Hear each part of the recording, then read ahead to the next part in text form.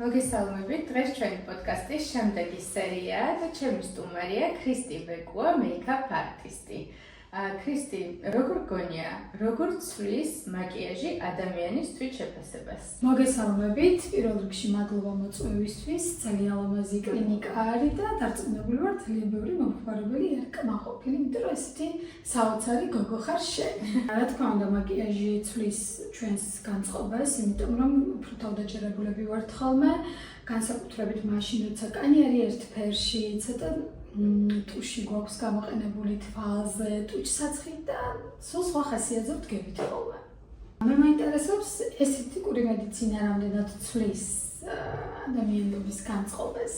ესთეტიკური მედიცინა ნამდვილად ცვლის ადამიანების განწყობას, იმიტომ რომ იცვლება მათი ვიზუალი უკეთესობისკენ უხშირეს შემთხვევაში და საკუთარი და ასევე პაციენტების გამოცდილებიდან ნამდვილად შემიძლია გითხრა, რომ ადამიანების თვით შეფასებას და განწყობას ვცვლით. და მგონია, რომ ამ მიმართულებით ჩვენ ძალიან ვიკვეთებით ერთმანეთში. კი, რაღაცები არის, რაც ერთმანეთს ეხმარება.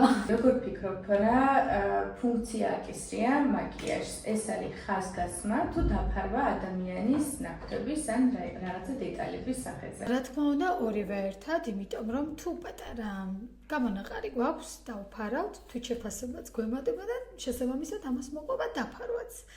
ამიტომ ორივე ერთმანეთთან კავშირშია ხოლმე. ხაზგასმით რას უსვამთ ხოლმე ხაზს მაგალითად? რა თქმა უნდა, ყველა ადამიანს გვაქვს ჩვენი უნიკალური სილამაზე, არ არსებობს ასე ვთქვათ, უხეშად უშნო ადამიანი, უბრალოდ მაკიაჟით შეგვიძლია, სწორი მაკიაჟით შეგვიძლია ჩვენი სილამაზე უფრო უკეთესი გავხადოთ, უფრო გამოვკვეთოთ, ხაზი გავუსვათ და ასე შემდეგ.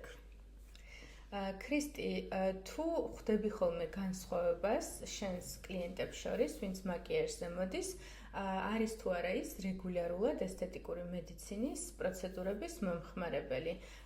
როგორ გამოიყურება ხოლმე კანი? არის თუ არა სხვაობა მათი კანის სტრუქტურას შორის ხოლმე?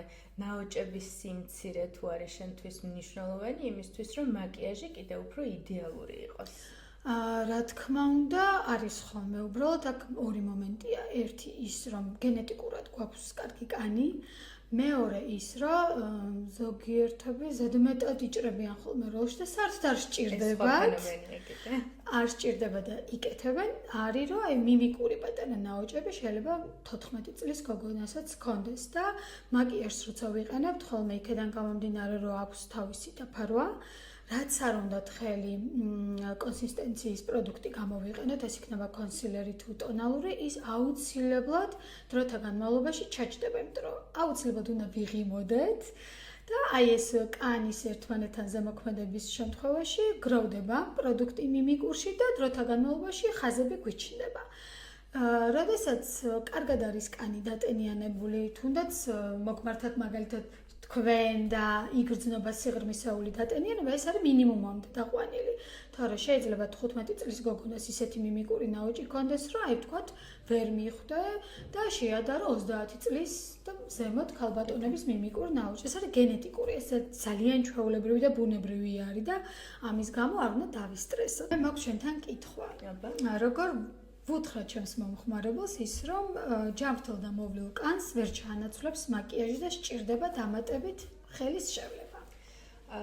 მაკიაჟი არის ერთგვარი დროებითი, მომენტალური კორექტირება სხვადასხვა პრობლემების. ცხადია, ჯანმრთელი კანი არის უკვე მთელი ცხოვრების თანამგზავრი. თუ არ არის კანის სტრუქტურა საკმარისად დატენიანებული, მოვლილი არის გამონაყარი პიგმენტური ლაქები კაპილარული ქსელის სახეზე, კი, ეჭვიც არ მეპარება, რომ შენნაირი ვირტუოზები ამას თავისუფლად გაუკეთებენ მასკირებას, მაგრამ ცხადია ეს იქნება დროებითი. ყოველდღიური მაკიაჟი, ალბათ დამეთანხმები, აი ამ გამოკვეთილ პრობლემებს სახის კანზე ვერ დაფარავს. თუმცა ისიც უნდა აღვნიშნოთ, რომ დატენიანებული მოვლილი კანი არ არის მხოლოდ იმისთვის, რომ უბრალოდ დასაფარი არ იყოს, ეს სიჯანსაღი აქსოვლის, ამიტომ ძალიან მნიშვნელოვანია, თუნდაც ყოველდღიური ცხოვრებისთვის, იმისთვის, რომ დილას რომ გავიღვიძებთ, საღამოს რომ მაკიაჟს ჩამოვიბანთ, რომ სარკეში ჩახედვისას ზუსტად ის თვით შეფასება იყოს ხოლმე ძალიან ამაღლებული.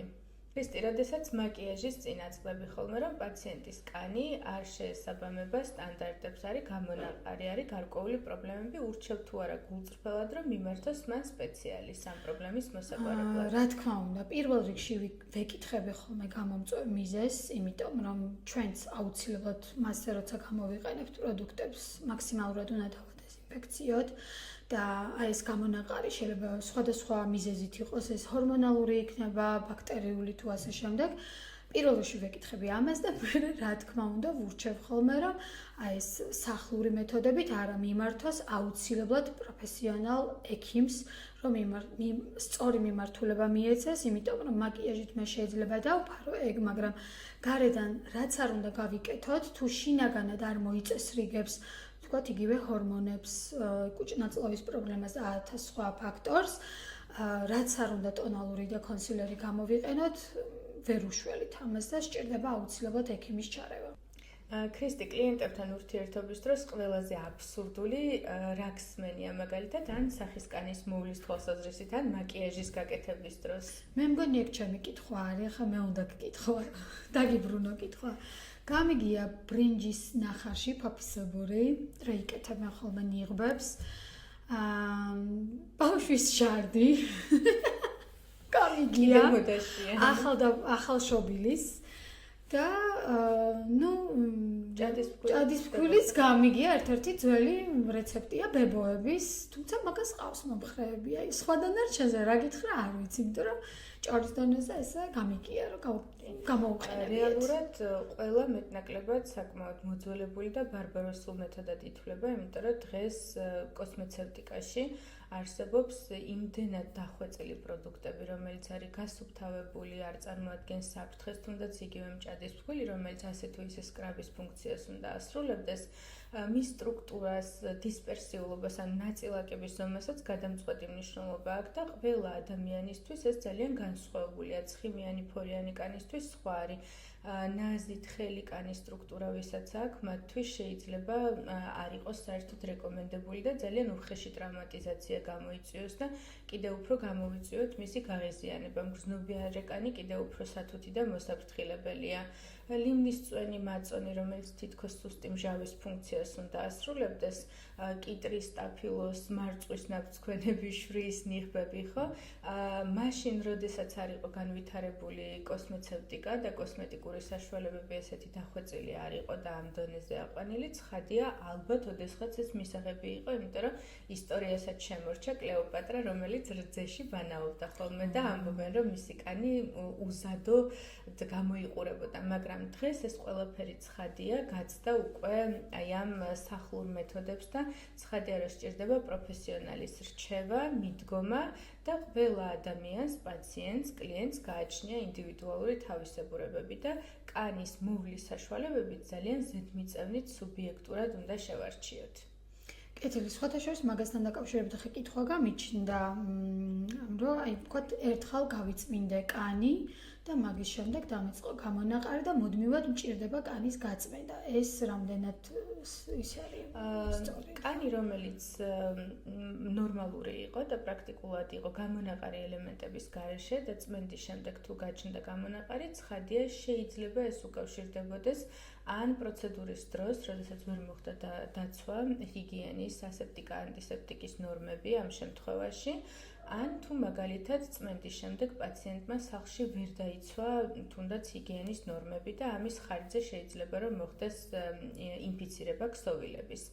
მაგრამ როგორც წესი ძალიან იშვიათია და თუ სწორი კომუნიკაცია მიდის სპეციალისტსა და პაციენტს შორის პროცედურის შემდეგ, როგორ უნდა მოუაროს და რამდენი ხანი, კანს ცხადია თითქმის არ ხვდებით ხოლმე მსგავს სიტუაციას, მაგრამ ის მომენტიც ხშირად გვხვდება ხოლმე, რომ მაგალითად შავი წერტილების, ანუ კომედონების წმენდის შემდეგ თითქოს კიდევ უფრო მეტი ჩნდება. რეალურად ესე არ არის, ჩვენ ცხიმოვან ჯირკვლებს გააჩნიათ თავისი ციკლი, როდესაც ისინი ინტენსიურად გამოიმუშავებენ სებუმს, ანუ ცხიმოვან სეკრეტს და ვიზუალურად ეს, რომელიც ყვითელი ფერის არის, მზის სხივების ზემოქმედების შემდეგ ის იჟანგება, შედის რეაქციაში და თავზე აი ამ ყვითელ საცობს გააჩნია შავი ფერის დეტალი, რასაც ადამიანები სარკეში ხედავენ.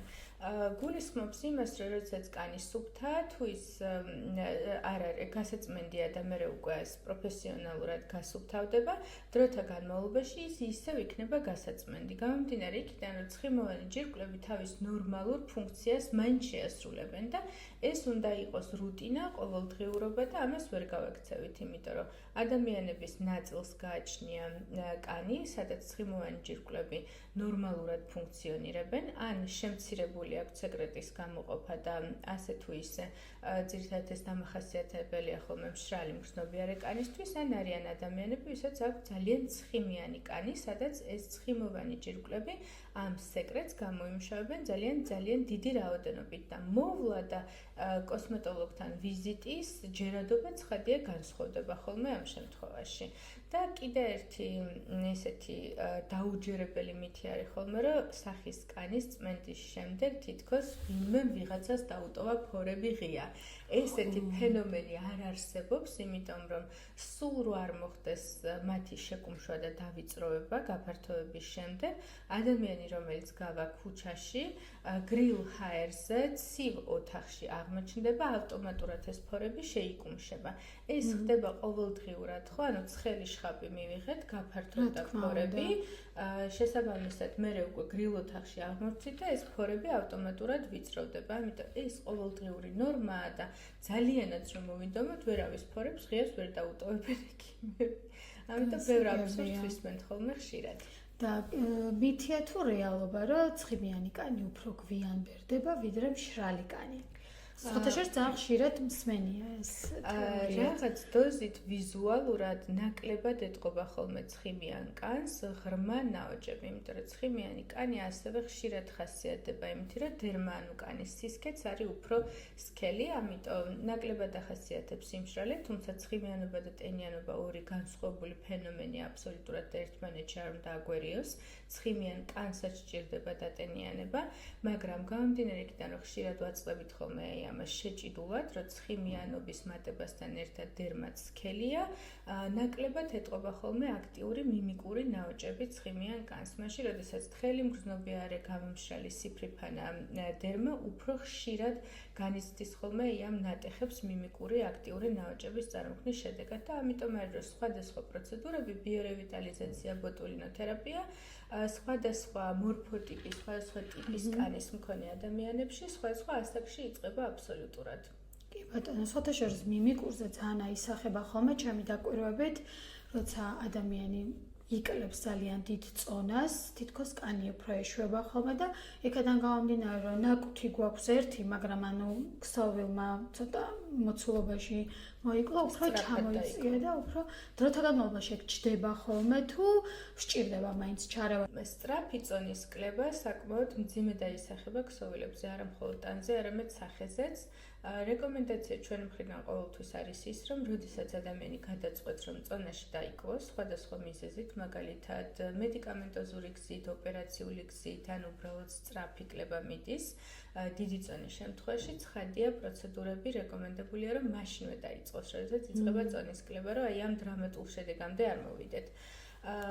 გარკვეული პროცედურებით ინექციური, აპარატურული, ტანზე თუნდაც აპარატურული პროცედურებით ასე თუ ისე შესაძლებელია, რომ დავზოგოთ ადამიანი, რომ ნამეტანი არ იყოს ეს ცვლილებები გამოკვეთილი ვიზუალურად. თუმცა თუ დიდი წონის კლებაზე არის საუბარი და სხეულის მასის დაახლოებით 15-25%-ზე გვაქვს საუბარი, იქ უკვე შესაძლებელია, რომ დაგჭირდეს ხოლმე ქირურგიული ჩარევა, იმიტომ რომ ფიზიკურად ვერ ხდება დაკომპენსირება აი ამ დაკლებული მასის, იმიტომ რომ კანი რჩება შედარებით უფრო მოშვებული. ქრისტი, როგორ ეხმიანები გლობალურ ტენდენციებს მაკიაჟის ინდუსტრიაში? მე პირადად ვარ 90-იანების ბავშვი, ასე ვთქვათ, რომელიც ესეთ ჟურნალებში პატარა ტესტერებს ამოიღებდა ხოლმე და დედა თუ დამასწრებდა, აღარ მქონდა.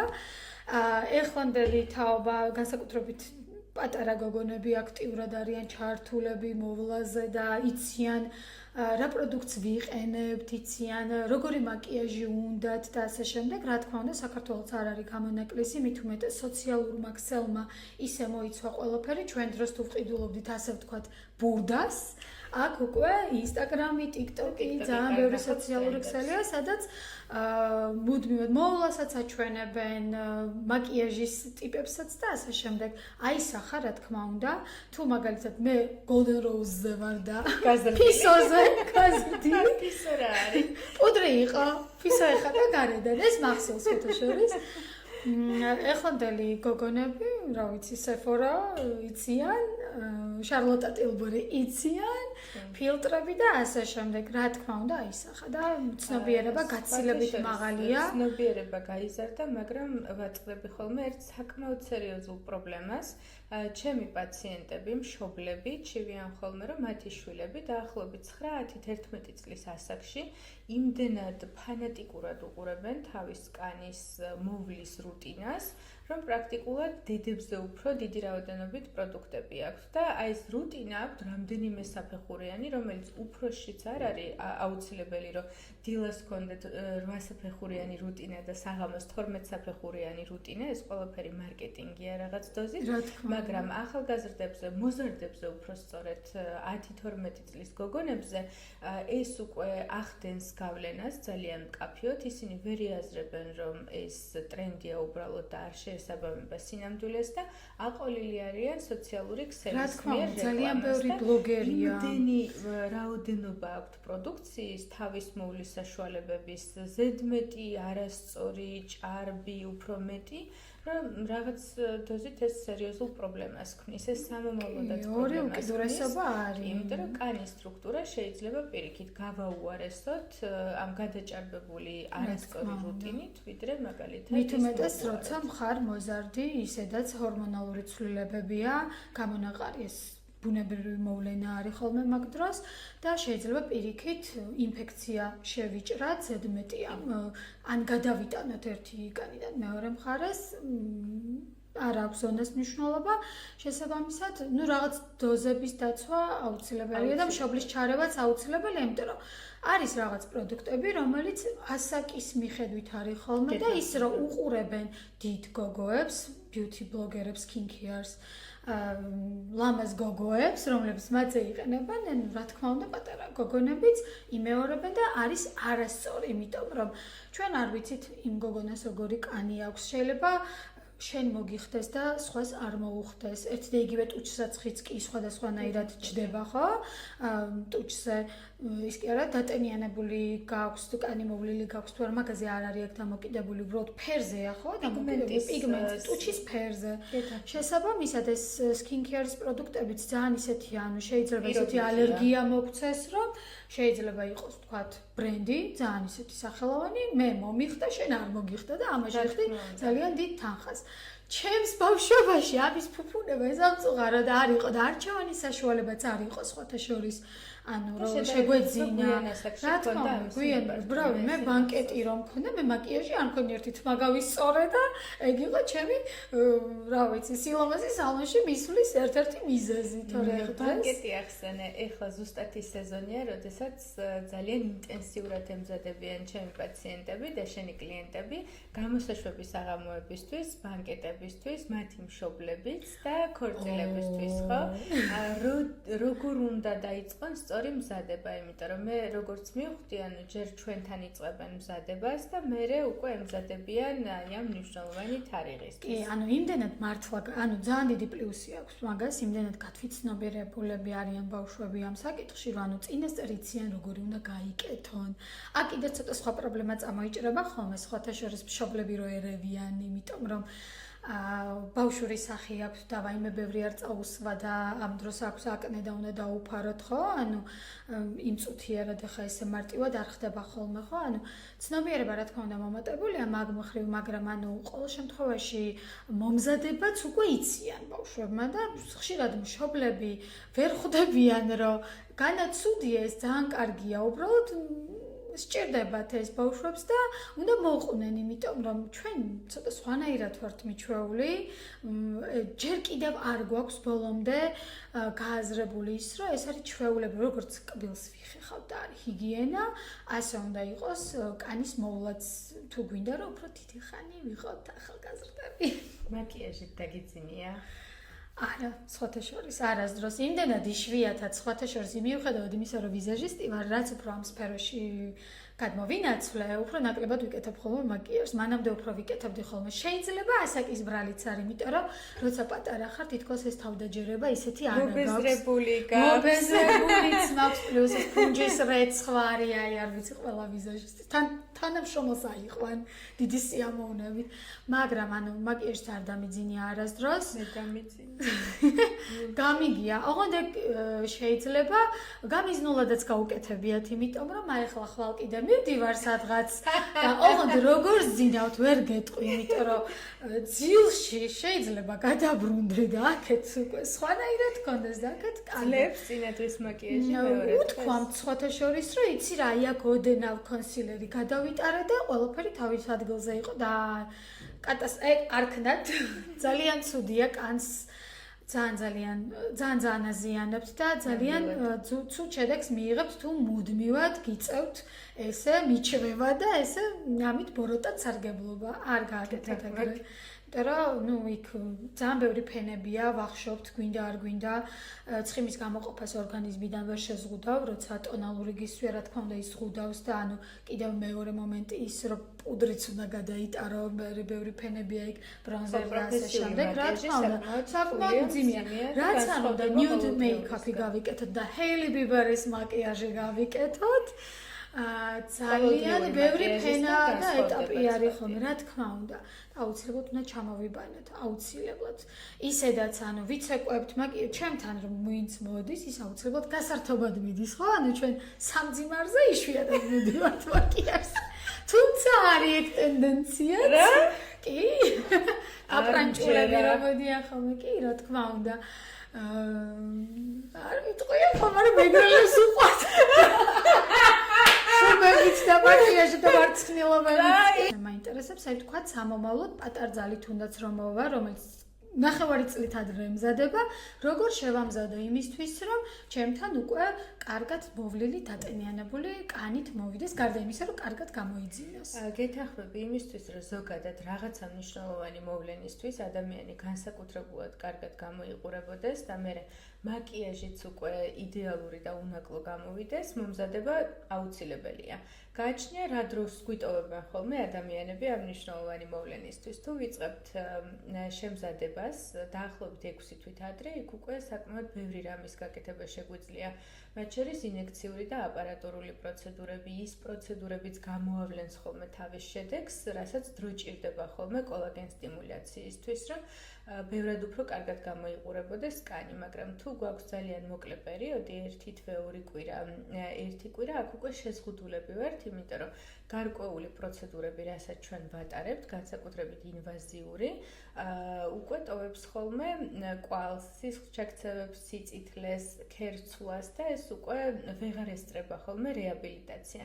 ამიტომ ესეთ მიწურულში ურჩევთ ხოლმე პაციენტებს, რომ ჩავატაროთ ნიმსის გარეშე პროცედურები, როგორიც არის RF lifting-ი იმისთვის, რომ შეშუპება მოიხსნას, ლიმფოსტაზი არ იყოს, სახე დამცხრალი იყოს, თვალის ქვეშ არსებული შეშუპება და ბალიშები ნაკლებად იყოს წარმოჩენილი.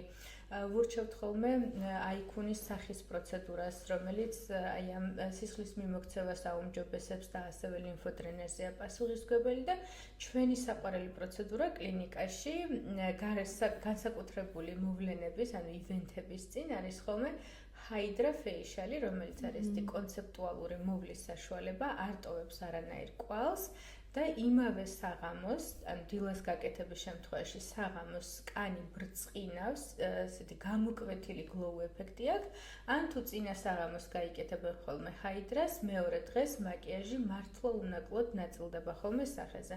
ამიტომ სულ ვეუბნებით, რომ იმ მაკიაჟი ბევრად უფრო ლამაზი გამოდის და ეს რეალობა, როდესაც წინა დღეს ჰაიდრა არის გაკეთებული. კი, რა თქმა უნდა, იმიტომ რომ ძალიან სტრესული პერიოდი აქვს ხოლმე და ძალიან ყოფილა ხოლმე ხშირად შემთხვევები, რომ აი პატარძალს უთქვას, რომ ვაიმე, მაინც დღეს გამომივიდა, იმიტომ რომ ეს არის სტრესის ფონზე, გინდა თუ არ გინდა, ქვეცნობიერად ნერვიულობ, ჰორმონები იქ ირევა, იცვლება და მაისახება აუცილებლად სახეზე და კაცთა ორგანიზმს ზოგადად გააჩნია. და სამწუხაროდ ხო ესე გაუთვალისწინებელი შემთხვევები არის ხოლმე და მაგ დროს კონსილერი ტონალური და ასე შემდეგ, თორე რელიეფს ჩვენ ვერ ვასწორებთ.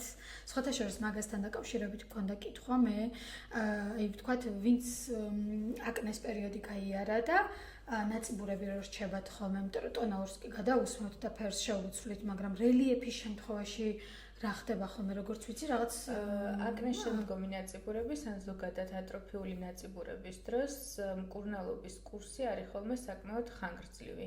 ძალიან რთულია, რომ შეცვალო ნაწიბუროვანი სტრუქტურა კანის და ჩაანაცვლო ის ახალი კოლაგენით, როგორც აი პირველი და მესამე ტიპის კოლაგენი. ამიტომ ეს მოითხოვს დროს, მოთმინებას პაციენტის მხრიდან და გააზრებას იმისაც, რომ ნაწიბურები უბრალოდ არ ქრება. შეიძლება მათი გასადავება, გაფერმკრთალება, ნაკლებად შესამჩნევი რო იყოს და თვალში ესეთი მოსახვედრი აღარ იყოს ხოლმე. და ეს არის მთელი რიგი ეტაპობრივი სამუშაო, რაც გულისხმობს კომბინაციას პროცედურებისას, როგორც აპარატურის, ისე ინექციური, გარეგანიმოვლის საშუალებების და საკმაოდ რთულია ხოლმე, როგორც სპეციალისტისთვის, ასევე პაციენტისთვის, მაგრამ ნამდვილად შესაძლებელია. აი, პიგმენტური ლაქაც მაგალითად ჩვენ კი გადავატარებთ კონსილერს, მაგრამ ზოგჯერ იმდენად გაშლილია ხოლმე ეს პიგმენტი, რომ რაც არ უნდა ფერადი კონსილერი გამოვიყენოთ, ესე ერთგვაროვანი არ არის ხოლმე. გასაგებია, რომ მზისგან დამცავი გვჭირდება, მაგრამ აი რაღაც ასაკში მეც შევატყვე, რომ მქონდა პიგმენტური ლაქები და ვეგუები. სხვა გზა არ არის. პიგმენტური ლაქა ერთ-ერთი ყველაზე რთულია სპეციალისტისთვის. არის პიგმენტური ლაქები, რომელიც კარგად ემორჩილება აპარატურულ პროცედურებს, არის პიგმენტური ლაქის ტიპები, რომელზეც აპარატურული პროცედურების გამოყენება თითქმის დაუშვებელია, იმიტომ რომ თერმული ზემოქმედება მათზე ძალიან ცუდად აისახება და შეიძლება გავამწვავოთ პროცესი, ამიტომ ამისი დიაგნოსტირება მნიშვნელოვანი. ინექციური პროცედურებით რაღაც დოზით შეგვიძლია გავასადაოთ, ამიტომ სწორ დიაგნოსტიკას და სწორ მართვას ძალიან დიდი მნიშვნელობა აქვს და ცხადია მზისგან დამცავი საცხის რუტინულად მუდმივ რეჟიმში გამოყენებას, რომ კიდევ უფრო უარესი შედეგი არ მივიღოთ. ყველაზე უფრო ისეთი პრობლემა ის, სადაც თქვენი ჩართულობა არის ხოლმე მნიშვნელოვანი, ეს არის თვალის ირგვლივ არსებული მუქი წრეები. რაც ბევრი პრობლემით არის გამოწვეული, პაციენტი ხედავს, რომ სიმუქი აქვს თვალის ქვეშ, შეიძლება ეს იყოს ლიმფოსტაზის ხარჯზე, მიკროცირკულაციის გაუმჯობესების ხარჯზე, ზოგჯერ ცხიმოვანი ბალიში საერთოდ არ არის ხოლმე და როცა კანი თხელია და თეთრი იქიდან გამოსჭრივის ხოლმე, ვარდისფერი კუნთი მოიასამნის პროფერად, ან უბრალოდ რელიეფიც თიაქრები მათ შორის და ზოგჯერ უჯრედები, მელანოციტები კონკრეტულად თვალის ირგვლივ ზონაზე ძალიან დიდი რაოდენობით ჭარბად გამოიმუშავებენ ხოლმე პიგმენტ მელანინს და ეს უკვე ჭარბი პიგმენტაციის ვიზუალიზაციას იძლევა და გაფერმკრთალებას ჩვენ მაკიაჟით კი ვაკეთებთ ხოლმე, მაგრამ რაც უფრო სკელ კონსილერს ვიყენებთ ხოლმე, სამწუხაროდ ჯერ არ გამოვგონიათ ესეთი კონსილერი, რომ მიმიკურში არ ჩაჯდეს. და ამ დროს თქვენ რით ეხმარებით ხოლმე, ანუ ეს მიმიკურების უძლურები ვართ ხოლმე, იმიტომ რომ პიგმენტაციის საწინააღმდეგო ინექციური პროცედურები მიზანმიმართულია ზუსტად იგითკენ, რომ ოდნავ შემცირდეს პიგმენტის წარმოქმნა რაღაც დოზით და რამდენიმე ტონით. ისე რომ გაქრეს პიგმენტაცია, ესეთი ფენომენი არ არსებობს.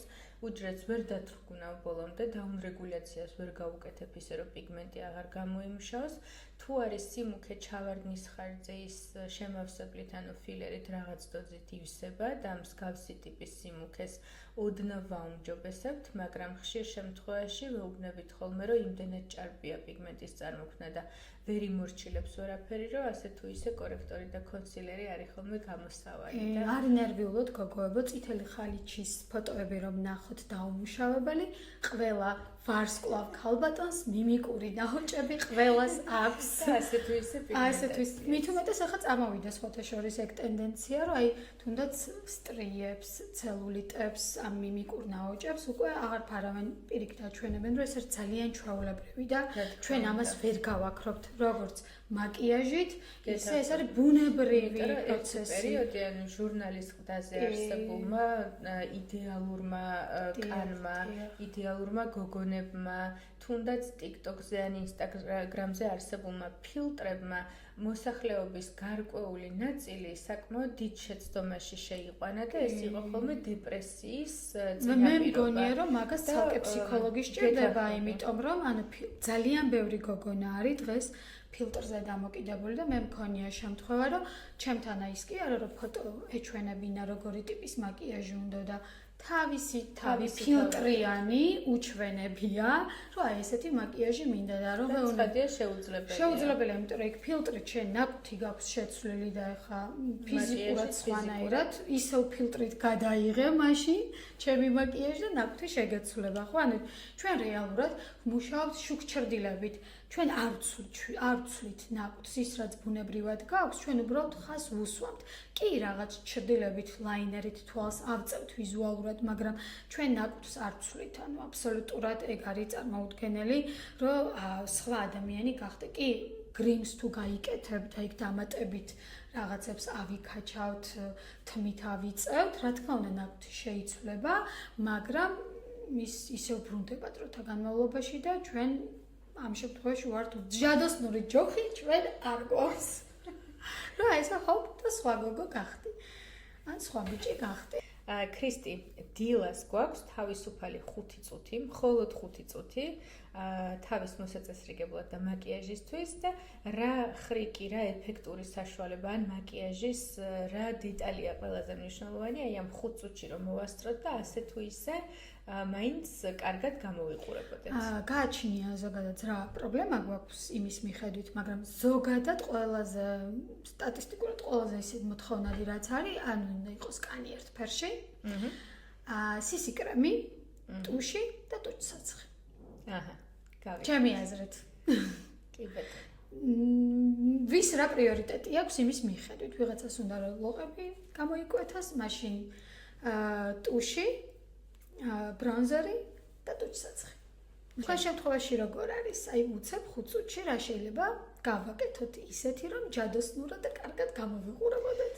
ჩვენთვის უფრო მნიშვნელოვანია მოვლა რუტინის თვალსაზრისით და სულ რომ 1 წუთი გქონდეს დრო, ძალიან მნიშვნელოვანია სახის დაბანა, უბრალოდ გამდინარე წყლით დილას. დატენიანება კანის და აუცილებლად მზისგან დამცავი საცხი 365 დღე. რასაც ცოდავ ხოლმე და ყველაზე იშვიათად ვიყენებ ხოლმე. ანუ ერთი ცოდვა მე მაქვს, დამიძინია მაკიაჟით. მე მაქვს ცოდვა, რომ ძალიან იშვიათად ვიყენებ მზისგან დამცავს, იმიტომ რომ მზისგან დამცავს. ძალიან მაწუხებს ეს, რაც არ უნდა ხელი მზისგან დამცავი გამოვიყენოს. წებოვნების შეგრძნება თვალში თან თუ მოვისვი ხელი მეწვის და ანუ ყველაზე დიდი დისკომფორტი ჩემთვის არის ეგ. მოდი დავდოთ პირობა, რომ მე ვეცდები მაინც რომ მაკიაჟით არ დავიძინებ და შენ ეცდები რომ გამოიყენო. ერთადერთი სხვათა შორის ეს პიგმენტური ლაქა მაწუხებს კონკრეტულ ადგილებში, თორე ცოტა რომ ვირუჯები ხოლმე 5 წუთში მაგის პრობლემა არ მაქვს. აი უბრალოდ მართლა აი პიგმენტური ლაქა ძალიან მაწუხებს. მეტი არაფერი